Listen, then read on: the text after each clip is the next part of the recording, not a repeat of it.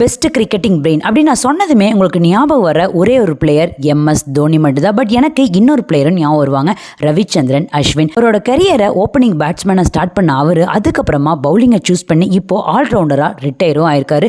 Test cricket legend அப்படின்னா அது நம்ம ரவிச்சந்திரன் அஸ்வின் தான்.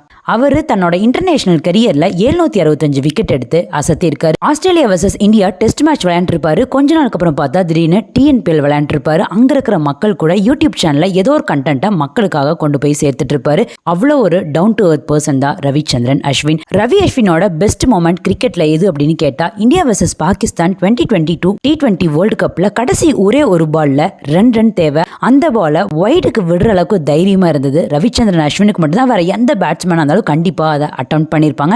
நம்ம ஜெயிச்சிருப்போமா அப்படின்னே சொல்ல முடியாது. ஸோ என்னோட ஃபேவரட் மொமெண்ட் அதுதான். நான் இன்னொரு விதத்தில் ரொம்பவே லக்கின்னு சொல்லலாம். காலேஜ் படிக்கும்போது ரவிச்சந்திரன் அஸ்வின் எங்கள் காலேஜுக்கு வந்திருந்தாரு. அவரை பார்த்து நான் ஹேண்ட் ஷேக்கும் பண்ணியிருக்கேன். உங்களை பொறுத்த வரைக்கும் அஸ்வினோட பெஸ்ட் மொமெண்ட் கிரிக்கெட்ல எது அப்படின்னு மறக்காம கீழே கமெண்ட் பண்ணுங்க. Miss you, Jersey number 99. Thank you.